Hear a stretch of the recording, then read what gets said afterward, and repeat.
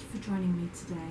A few months ago I completed a chair project for a friend of mine using this fabric, and she recently dropped the leftover fabric back to me, asking me to make 4 arm caps. That's 2 for each chair. They're pretty straightforward because it was a boxed shaped arm, so I don't need to make a pattern for it. So let's get on with it. This is the shape of the arm front that I need to cover. It's pretty basic. It's, as I said, it's a square shape. My own problem is how much fabric that I've got in order to get this project done. I folded the length of fabric selvage to selvage like that, smoothed it out, and the first cut I'm going to make is along here. Then I've got one side of the width per chair, and then each side I'm going to fold in half like this and cut down. That means I've got one pair for each chair. I'm not going to worry about pattern matching because this is all I've got. Now on each set, on the cut side, I'm going to mark the center, not too deeply because I'm going to have to make them even either side. Usually you have a long side and a short side, but they're going to have to be even. Okay, so my friend says 2 foot long. I don't think I can do that by 8 inch wide, but it's not 8 inches. From side to side I measured 7 1/4 when I was making the chairs, so I'm thinking making it 7 1/2, which means I have to cut them at 8 1/2 inches wide. That should allow enough room to go over the thicker fabric than was already on there. There's 7 1/2, there's my 8 1/2, so straight up here all the way, and that should be plenty, I think, for the 4 arm caps, because I don't think I'm going to get them very deep, but I'll have a look first before I decide. Just going to put my center mark in there. I'm going to pop this on top of here, and then I can determine how far down. Actually, that's going to come a long way down. You really want them as long as possible, because then the length here should fold into the chair seat and it will help hold it in position. So if that's the case, put that one up there. I'm going to have to cut another length like this because I've got enough fabric to make quite big ones, and I'll do the same with the other length. Now, because I took the pieces side by side, I'm going to make this as a pair, and then I'm going to make this as a pair, otherwise it'll have a funky look. I've got my tops marked there and there, my tops marked here and here, and all I'm going to do is fold that one on top of there and that one on top of there and pin them. That means if I drop them or they get separated, I know that they are a pair. There, I'll do the same with the other ones. First thing I need to do with this is spray it with some silicone. This has a rubberized backing on it. Realign my center marks like that, and then slot it under the foot like that. I'm only putting about a 1/2 inch seam allowance on. I'm going to sew down to this corner here. I'm doing it with the front of the arm cap uppermost. It's easier that way. So towards the corner. I'm not cutting in just yet because it might alter.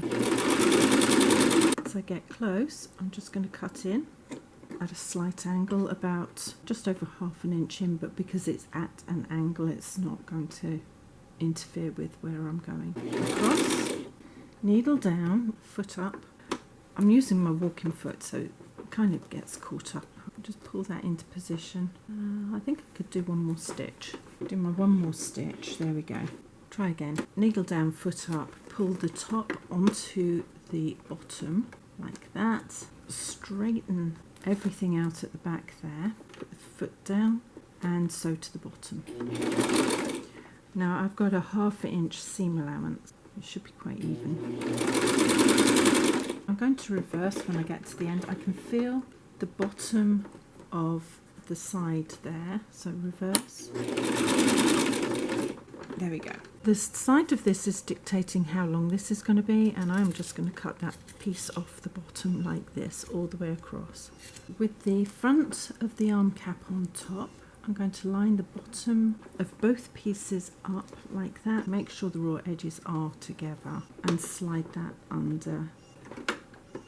Reverse and then forward all the way to the top. As I get to the top, I'm going to just cut in like I did before at an angle, straighten the top of the fabric out like that, needle down, foot up, and manoeuvre everything into shape and into line. There we go. I'm going to just sew to the centre where I started and over about an inch. This is really thick fabric. I'm not doing it quite the way I would normally do it. I'm just going to cut in there. It's just over an inch up, and I'm going to do the same that side. I'm going to fold that over and fold that on top of this side of the seam and slide it underneath, running the seam. I'm going to just run it along here. If I was using a plain foot, it would be on the outside edge of the plain foot, because I just want to hold everything in position. Usually I wouldn't bother, I would do a zigzag just to stop it from fraying, but this frays quite a bit, and I also want to secure it because it's quite lumpy. I'm going to make my way to the top, pull the fabrics away from each other so that that's a nice firm fold. Oops, a daisy. Every now and again it just gets caught. When I get to the top, I want to make sure that both sides of the seam are pointing up and out. I'm going to pull this in to the corner as well as I can. It's not going to be perfect because it is a square corner. And I'm going to go just over the seam, maybe 2 stitches, not very far. Needle down, foot up, and in this case really up, because I've got to turn that and all the fabric underneath, which is quite bulky. Fold that down a bit. I'm going to lift the foot up again and make sure all of that seam is going up. It appears to be going up. And now I'm just going to put the foot down and sew across here. When I get to the second corner, I'm going to do the same. I'm going to make sure both sides of that seam are pointing out. So into the corner. Those lumps just get caught in between the foot, which is not good. A couple of stitches over, foot up, really high in this case, and turn it into position. Foot down and sew. This is more awkward than anything else. When I get towards the bottom, I'm just going to open that seam out, make sure that's over, and finish off. Just go straight off the end. Normally, I would fold the fabric over and put a proper hem on it. I'm not able to with this because it is so thick, I won't be able to get over the corners. So I'm going to just fold that in, slide that underneath, and I'm doing a stitch that stitches along and it zigzags every now and again. I don't want to put a proper zigzag on because I really want to hold this side down. I just want to zigzag over every now and again to stop this from fraying. I'm going to go down. This is the back of the arm cap. I always do the back first. This is quite well woven, it's just that these long pieces go over several warp threads, which means that they do fray off slightly. And I'm going to do this all the way down to the end. Fold that over like that, make sure the edges are even. I'm going to pop it in facing the other way to start off with. There is method in my madness. Let's go back a little bit, there we go. I'm going to sew forward to the bottom here, or to the back here. Push that back. And I'm going to come on the straight side of the stitch. Needle down, foot up, twist it all the way around. Take that thread off there while I'm looking at it. I don't really want that all the one underneath to get caught up. Foot down.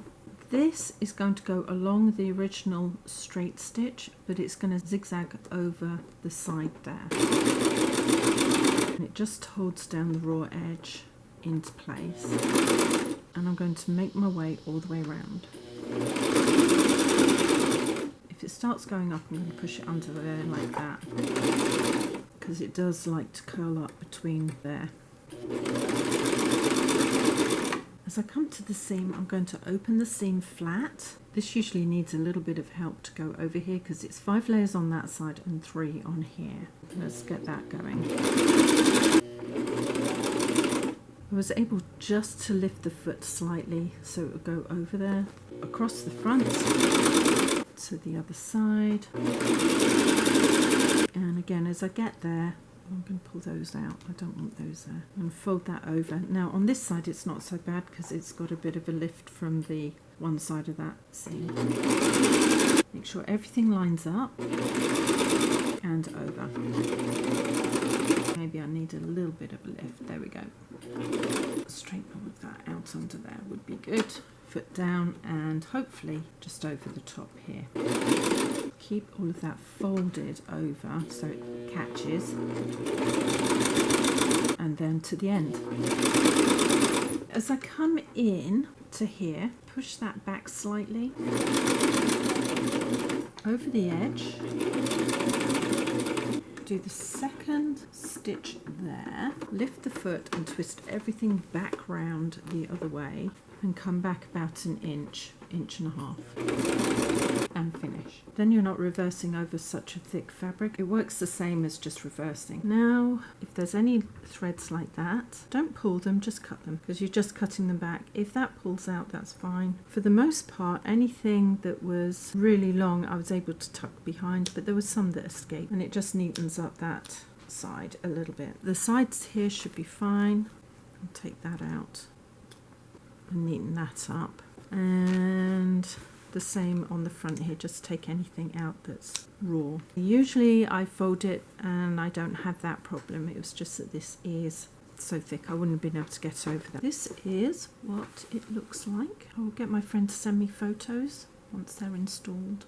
Here's one of the photos she sent me. It's not very clear. The arm caps fit loosely over the top. The stripe goes crossways instead of up and down like the original one.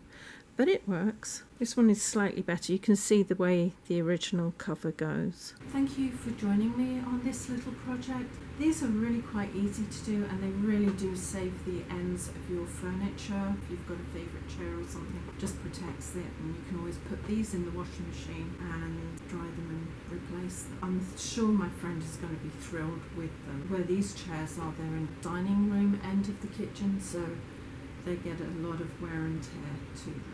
If you'd like to see more from me, please subscribe, hit the bell button, and a few thumbs up would be brilliant. And in the meantime, take care. See you later.